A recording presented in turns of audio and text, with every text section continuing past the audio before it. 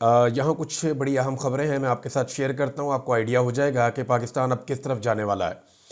Establishment को एक बात समझ आ गई है कि जैसे जैसे पाकिस्तान में वक्त गुजरता जाएगा उनकी मुखालफत में इजाफा होता जाएगा। अभी उन्हें पाकिस्तान तहरीक इंसाफ की मुखालफत का सामना है।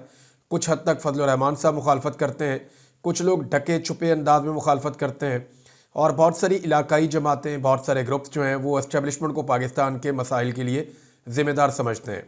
हमने गुज़िश्ता दिनों एक सर्वे करवाया था जिसमें ये सवाल रखा था कि आप पाकिस्तान के मौजूदा हालात के लिए किसको ज़िम्मेदार समझते हैं, सियासतदानों को या एस्टेब्लिशमेंट को।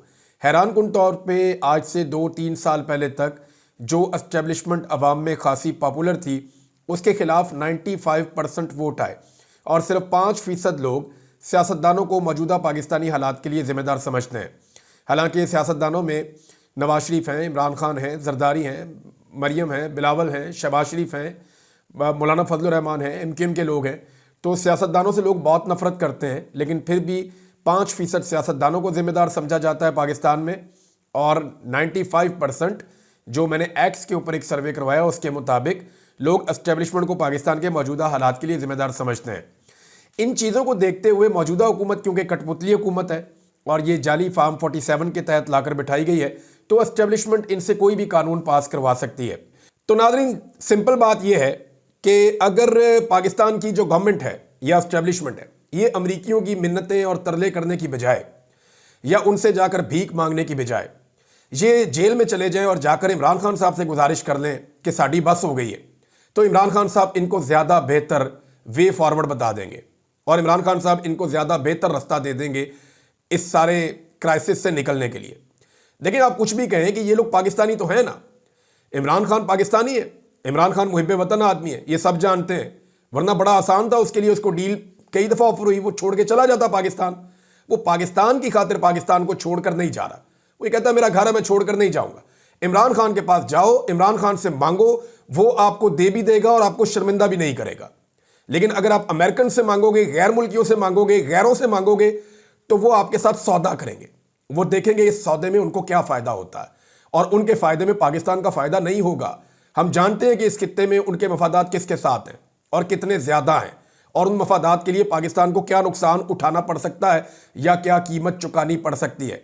लिहाजा इमरान खान के पास जाएं जेल में, उसमें सबकी इज्जत भी रह जाएगी और पाकिस्तान की भलाई भी होगी। लेकिन अगर यही जिद करनी है कि हमने अमरीकियों के आगे, मगरब के आगे घुटने टेक देने हैं और उनकी हर बात मान लेनी है, लेकिन इमरान खान के साथ बात नहीं करनी, तो याद रखें, अपने अवाम के सामने सरेंडर करेंगे तो अवाम आपको इज्जत देंगे।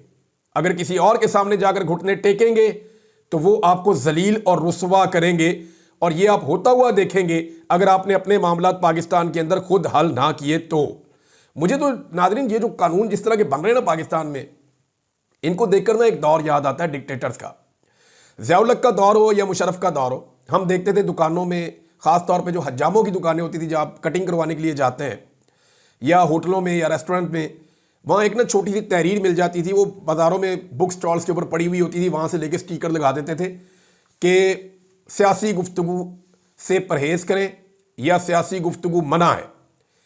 यानी डिक्टेटर्स के दौर में सियासी गुफ्तगू मना होती थी, अब आप सियासी गुफ्तगू कर ही नहीं सकते। वो भी व्हाट्सएप के अंदर लोगों की प्राइवेट चैट होती है, एक ग्रुप के अंदर 10 लोग हैं, 20 लोग हैं, वो जो मर्जी चैट करें, वो आपस में बात कर रहे हैं। ये उसको उन्होंने सोशल तो नहीं किया, पूरी दुनिया में तो नहीं फैलाया, अब उसकी बुनियाद के ऊपर भी लोगों के ऊपर मुकदमा दर्ज हो रहे हैं। मुझे तो हैरत होती है ये पाकिस्तान को लेकर किस तरफ जाना चाहते हैं। ये कल को हाथ लगा लगा कर रोएंगे जो लोग आजकल खुश हो रहे हैं ना इस तरह के कानून बनाकर, आप देखेंगे इनके साथ होगा क्या।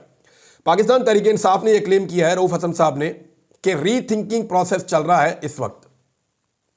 यानी उन्हें यह लगता है, जो मैं अभी बात कर रहा था, कि इमरान खान से बात करें तो ज़्यादा बेहतर है, अमेरिका को और मगरिब को भूल जाएं और उसके दबाव को भी अपने दिमाग से निकाल दें।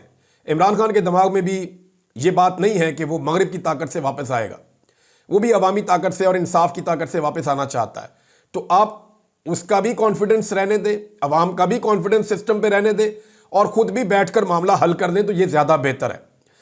अब रीथिंकिंग प्रोसेस चल रहा है, उसकी एक निशानी ये है कि नून लीग के अंदर बड़ी खलबली मची हुई है। मैं आपको नून लीग और पीपल्स पार्टी की मिसाल दे देता हूँ। जिस वक्त आप ये देखेंगे ना कि पीपल्स पार्टी गुस्से में आ रही है या अग्रेसिव हो रही है, बढ़के मार रही है बिला वजह, तो आप समझ जाइएगा कि पीपल्स पार्टी अब मुश्किल में है या उन्हें लगता है कि मुश्किल वक्त आने वाला है। पीपल्स पार्टी जैसे ही मुश्किल में आने लगती है तो ये बढ़के मारना शुरू कर देते हैं। अच्छा, नून लीग जैसे ही मुश्किल में आने लगती है ना तो ये गलतियां शुरू कर देते हैं। ये घबराहट में जैसे ही आते हैं तो गलतियां शुरू कर देते हैं। और पाकिस्तान की एस्टेब्लिशमेंट कभी भी मुश्किल में नहीं आती, वो दूसरों को मुश्किल में डाल देती है। तो ये मुश्किल भी बेचारे सियासतदानों पे पड़ जाएगी। एस्टेब्लिशमेंट इस मरतबा भी अपने आप को बचाने की पूरी कोशिश करेगी। नाज़रीन, 26वीं आईनी तरमीम का मामला जो है वो इस वक्त सुप्रीम कोर्ट ऑफ पाकिस्तान में है, लेकिन आईनी बेंच के सामने इस मामले को जब लगाया गया तो उस पर बहुत सारे तहफ़्फ़ुज़ात हैं। अब अगर ये मामला उन्हीं जजेस ने सुनना है जो इसके बेनिफिशरी हैं तो फिर तो इंसाफ नहीं होगा। और पाकिस्तान तहरीक इंसाफ या जितने भी दरख्वास्त गुजार हैं, मुझे लगता है वो पहली ही पेशी के ऊपर एतराज़ उठाएंगे कि इस मामले को फुल कोर्ट में भेजा जाए। सबसे पहले इस बेंच को इस बात का फैसला करना पड़ेगा कि इस अहम तरीन मामले को जो 26वीं आईनी तरमीम से मुताल्लिक है, क्योंकि ये आईनी बेंच बनने से पहले का केस दायर किया गया है, ये जो दरख्वास्त दायर की गई है, अपील दायर की गई है, ये आईनी बेंच बनने से पहले दायर की गई है, लिहाजा इसको फुल कोर्ट के सामने भेजा जाए। ये मुतालबा इतने ज़ोरदार तरीके से आएगा और इतने ज़ोरदार तरीके से पूरे मुल्क में होगा कि ये मुश्किल हो जाएगा कि आईनी बेंच ही इस मामले को सुने। अब देखते हैं होता क्या है, लेकिन 26वीं आईनी तरमीम के नतीजे में जिस तरह से जजों को लगाया जा रहा है ना, अब मुझे ऐसा लगता है कि या तो कोई इनकलाब ही आएगा और इन जजेस को भी पीसीओ जजेस की तरह फारिग करना पड़ेगा, वरना अदलिया का हुलिया जितना बिगाड़ रहे हैं ना ये पूरा निज़ाम मिलके, वो ऐसा लगता है कि अगले 15 से 20 साल तक के लिए इन चीज़ों से या इन तैनातियों से अदलिया के ऊपर बड़े गहरे असरात होंगे। अब सिंध हाई कोर्ट के अंदर और इस्लामाबाद हाई कोर्ट के अंदर जो जजेस लगाए गए हैं उनके ऊपर सवालात उठ रहे हैं। अब पीपल्स पार्टी की तरफ से एक जज ने इलेक्शन लड़ा हुआ है सिंध में जो लगाए गए हैं, ये उमर दराज गोंदल साहब खबर दे रहे थे। उन्होंने ये भी बताया कि एक मुस्लिम लीग नून के रहनुमा है, उनका बेटा भी एक जो है वो जज लगा दिया गया है सिंध हाई कोर्ट में। अब इस तरह जो जजेस लगेंगे जिनकी शोहरत के बारे से या उनकी जानिबदारी के बारे में पहले से मार्केट में खबरें मौजूद हैं, या वकला या जो वकला तंजीमें हैं या जो सहाफ़ी हैं वो इस बारे में जानते हैं, तो फिर इंसाफ के इम्कानात जो हैं उनके ऊपर सवालात उठेंगे। नाज़रीन, आज़म सवाती साहब के हवाले से खबर है, इसमें एक जो स्टेटमेंट है वो आमिर डोगर साहब ने दिया। आमिर डोगर साहब ने कहा कि मेरी रावलपिंडी की खुसूसी अदालत में आज़म सवाती साहब से मुलाकात हुई और मैंने वहाँ इंतहाई दर्दनाक मंजर देखे हैं। जो हमारे कारकुनों के साथ हो रहा है ऐसा जंगी कैदियों के साथ भी नहीं किया जाता। आज़म सवाती साहब जो हैं वो कई महीनों से जेल में कैद हैं, उनका अभी थोड़े दिनों में दोबारा केस लगने वाला है। पाकिस्तान तहरीक इंसाफ के रहनुमा वहाँ पे ज़्यादा जाते भी नहीं हैं उनको सपोर्ट करने के लिए, हालांकि वो एक बुज़ुर्ग रहनुमा है, उन्होंने इस उम्र के अंदर बहुत कुर्बानी दी है। लेकिन आज़म सवाती साहब के साथ हुआ क्या, ये आज़म सवाती साहब भी अच्छी तरह जानते हैं और इमरान खान साहब भी अच्छी तरह जानते हैं। वक्त आने पे ये सारी चीज़ें खुल जाएंगी। मैं सिर्फ इतना आपको कह दूँ आज़म सवाती साहब के बारे में कि अपने ही गिराते हैं नशे मन पे बिजलियाँ।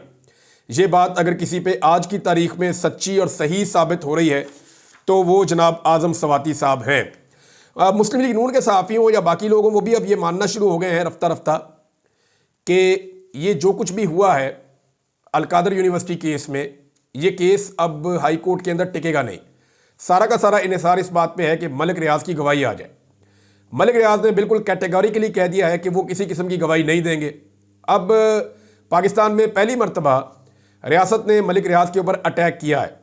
मेरे चंद सवालात हैं कि मलिक रियाज करप्ट हैं, बेईमान हैं, इसके बारे में रियासत को अभी पता चला जब उसने इमरान खान के खिलाफ गवाही नहीं दी। जब मलिक रियाज ने जरदारी के खिलाफ गवाही देने से इनकार किया तब रियासत को नहीं पता चला। जब मलिक रियाज ने नवाज शरीफ के खिलाफ और बाकी लोगों के खिलाफ गवाही देने से इनकार किया रियासत को तब पता नहीं चला। जब मलिक रियाज के पास से रिटायर्ड जर्नैल नौकरियां करने जाते थे, रिटायर्ड ब्यूरोक्रेट नौकरियां करने जाते थे, तब रियासत को पता नहीं चला। जब मलिक रियाज कई मिनट के इश्तिहारात टीवी चैनल्स को दे रहा था तब रियासत को पता नहीं चला। जब रियासती इदारे मलिक रियाज से चैरिटी के नाम के ऊपर बेशुमार काम ले रहे थे तब रियासत को पता नहीं चला। अब अचानक से दो चीज़ें हुई हैं। एक तो मलिक रियाज ने जिद पूरी नहीं की, उसने कहा जी मैं गवाही नहीं देता, झूठी गवाही मैंने नहीं देनी। और दूसरी चीज़ ये हुई है कि जो रियल स्टेट माफिया है पाकिस्तान में, माफिया इसलिए इसको कहूँगा कि इन्होंने पाकिस्तान का नक्शा ही बदल दिया है। बेशुमार ज़मीनें हैं जहाँ पे हरियाली होती थी, जंगल हो सकता था, जहाँ पे नेचर थी, उन सारों को तबाह करके वहाँ सोसाइटियाँ बना दी हैं और आधी से ज़्यादा सोसाइटियाँ अभी भी खाली पड़ी हैं, प्लाटों का कारोबार हो रहा है। तो रियल स्टेट माफिया के कारोबार को धचका लगा है मलिक रियाज के पाकिस्तान से बाहर कारोबार शुरू करने की वजह से। तो सोने की जो अंडे देने वाली मुर्गी है वो इनके हाथ से निकल गई है। तो ये दो वजूहात हैं जिस बिना पे आजकल मलिक रियाज के ऊपर वो लोग भी उछल कूद कर रहे हैं जिन्होंने सारी जिंदगी मलिक रियाज का नाम लेने की कभी जुर्रत नहीं की थी।